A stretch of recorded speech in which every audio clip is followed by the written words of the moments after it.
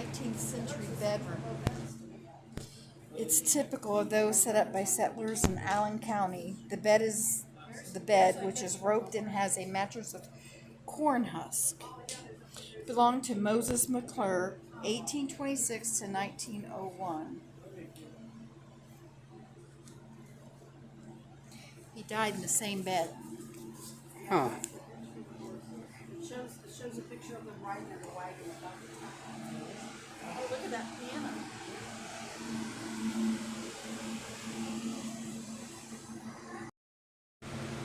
This is the kitchen.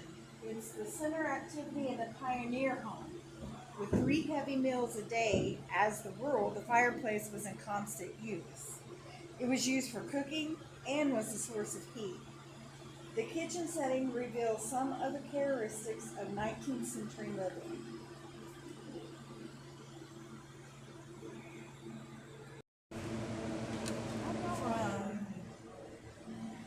In 1835, they came from Pittsburgh, Pennsylvania to Lima, Ohio.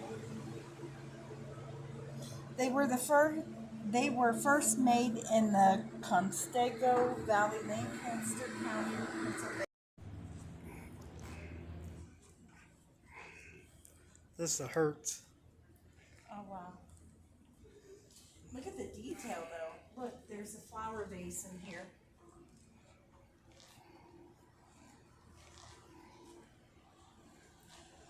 And this, let's see what this is. This is the buggy made by the W.M. Crone Sons and Company in Salina, Ohio. Was designed for 2 passengers. It was pulled by 1 horse.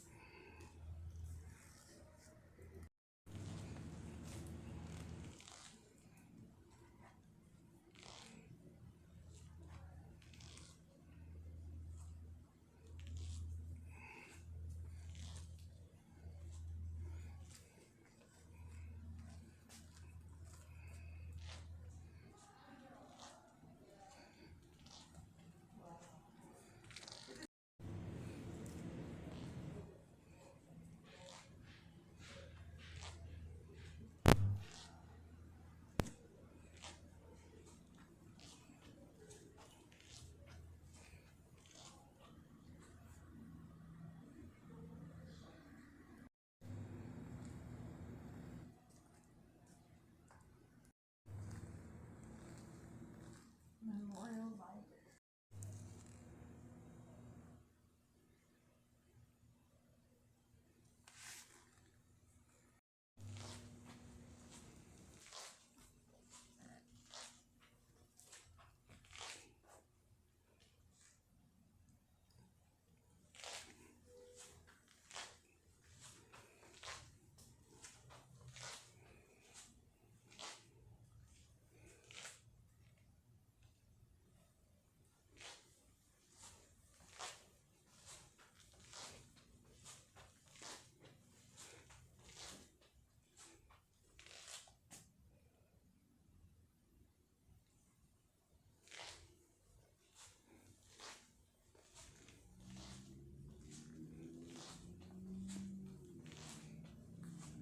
This was George Washington's plantation.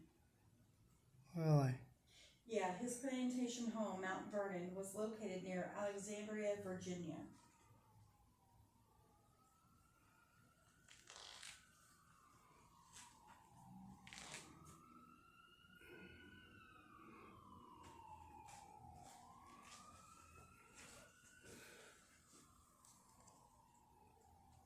Oh, that's cool. He lived here more than 45 years, and it was first known as Little Hunting Creek Plantation. The estate was originally granted to Washington's great-grandfather, John Washington, in 1674.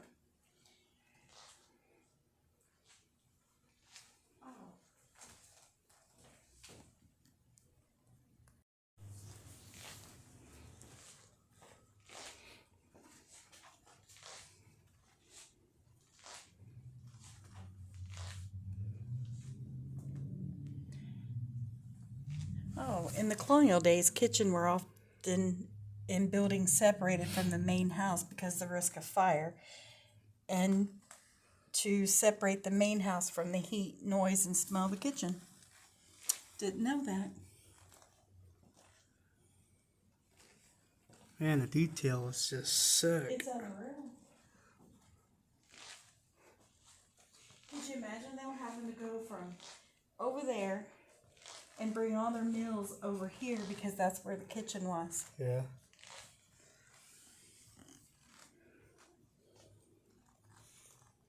And usually places, that kitchen is usually for the servants, and then you have the big dining room.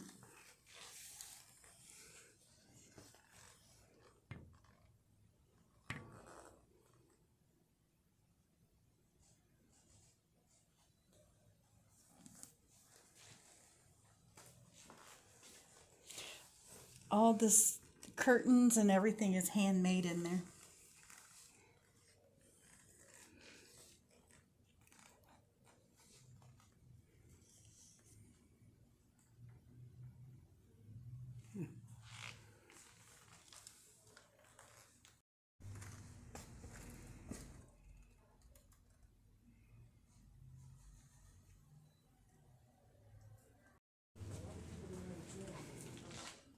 This is a memory of James E.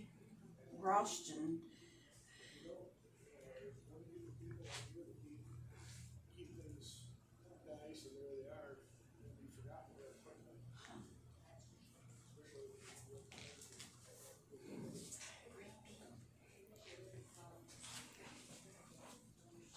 This is the art. Uh-oh. Is this going to do something? Pictures right there behind you. It's all motorized. He was a taxidermist. He was an undertaker.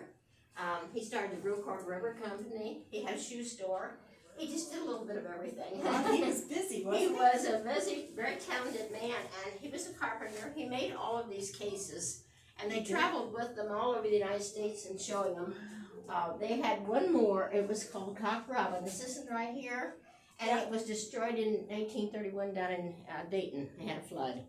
But we have all the others, and they all worked at one time. They're well over 100 years old, so they don't work now. So what they did? What did they do? Like music? This was narrated, and it was Okay. Noah's Ark, and these doors would open, and the people would come out, the animals would come out, the birds would come out, hear the dove, and over here the doors opened, and they had the sacrifice, and so it was all very realistic, and it was narrated all the way through. Wow, that is cool. And it was Wow. beautiful. But our fellows worked so hard trying to get it repaired, and it worked a little bit, and then but you can't get parts. They were handmade. Mr. Gross Jim did it, and you just can't get parts for it. So Wow. anyway, and these they would move around a little bit. The Ferris wheel out there went around. This is an albino case here. And they're all albino animals. Over here we have just unusual birds.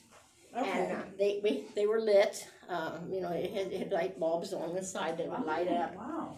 Some of them would move around. But again, because of the age, It being so old. yes, You said it was over 100 years old. Oh, it is well over 100 years old. Yeah. Wow. The detail in the is just awesome. Oh, he was so talented, just so talented.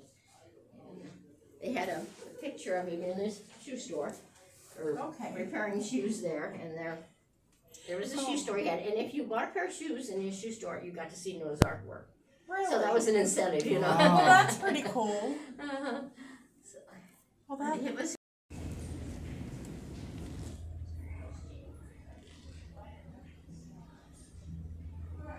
This guy make horseshoes. Yeah. This is the Henson Good Blacksmith Shop, 1906, Bluffton, Ohio. Henson Good moved to Bluffton in early 1900s from Delphos. He was a blacksmith for 47 years. Wow. Back then, when you took up a trade, that was your life trade. You just did you did what you did for your whole life, and Right. that was it. If you're a blacksmith, you stayed a blacksmith. Oh, look at that. That's a bull right There's your e-bike. That's a gas powered bike there. Yeah, I was being sarcastic. It's a door.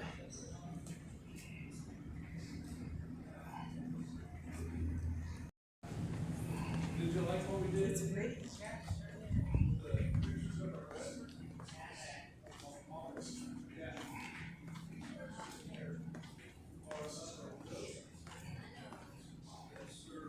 Wow.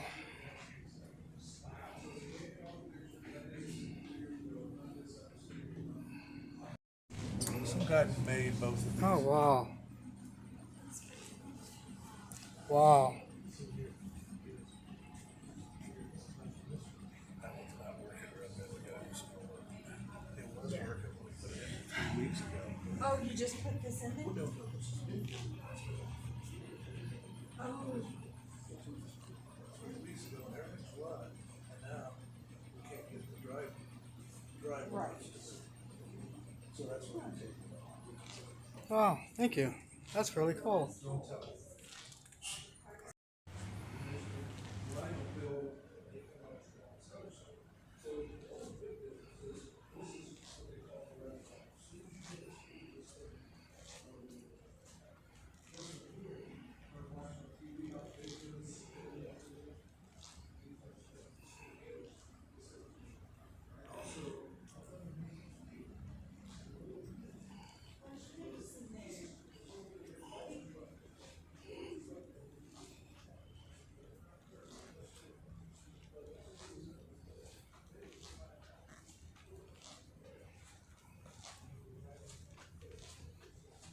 Trying to find a button that makes this train move around.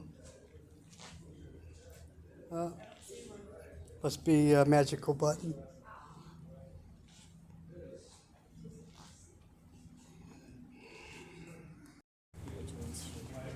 Well, welcome home. This was erected in 1942 along the Pennsylvania Railroad near the intersecting B and O nickel plate lines. Oh, they stand on the train platforms with baskets of free sandwiches, coffee, and desserts for the... My dad was a switchman. And he had several different ones.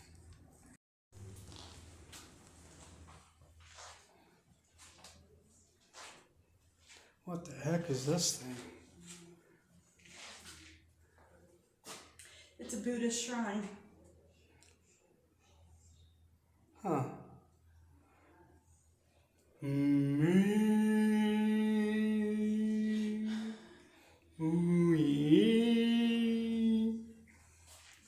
The central figure represents the Buddha. On each side are the deities. The shrine would have originally contained scrolls and ritual vessels.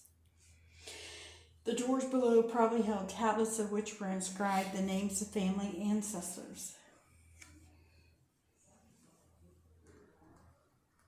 Glacial cave burial. The original skeleton was discovered in 1960 in a mass burial site on Blue Lick Road in Lima. I think we had a piano pretty similar to that too. Yeah, The things that we threw out, if we would have just kept them, as an organ. that would have been insane I know. prices. Us too. Public sale. Different things they use for farming. Grinders and Hoagies and grinders. Hoagies and grinders.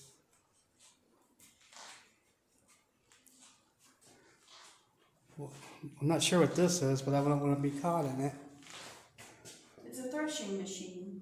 Okay. It's called a groundhog thresher because it's staked to the ground and had the appearance of digging into the earth while in operation.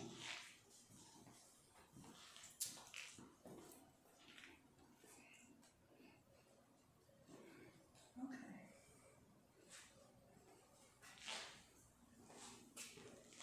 There's a hidey hole. Howdy, howdy, ho! Hey, howdy, howdy, yay! This is the different tools.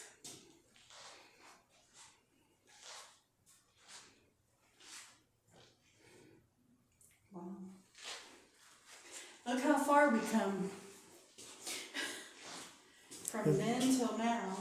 General store. Oh, this is cool.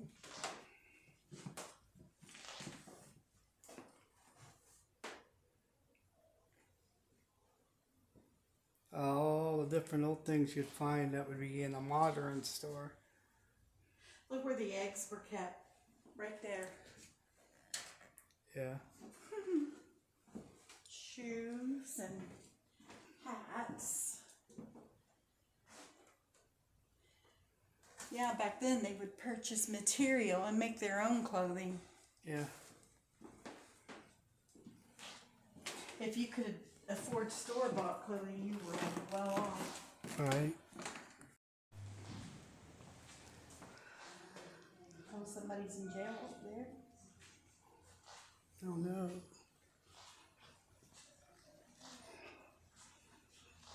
It's a steam engine fire truck. It's a hand pumper from Lot 2, Ohio, built by Rumsey and Company, Seneca Falls, New York. Wow.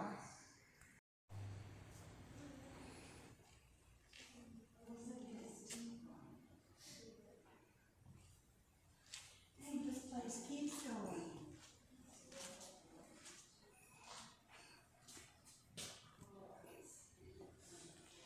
This is called a pumper, I think. I don't see a sign. Is that a sign to it? That's for the 1990s barber shop.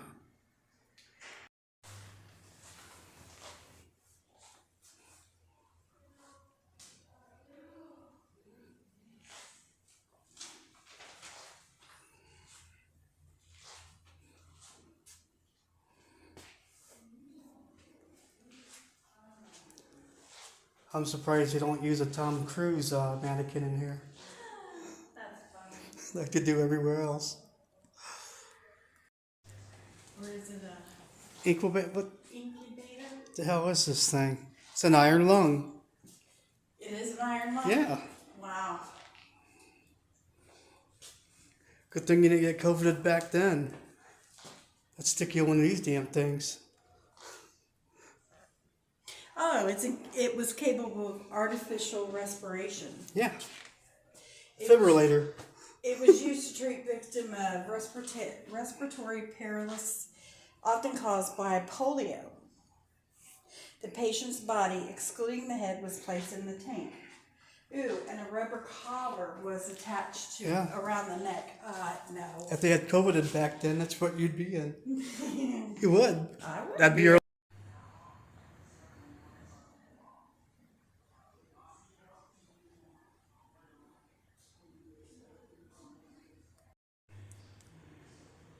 Huh.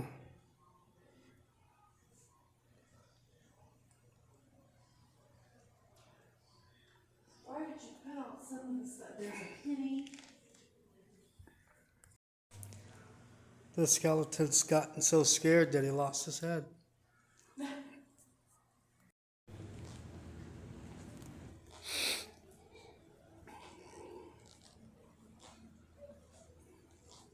My grandmother had one just like this. Almost just like it.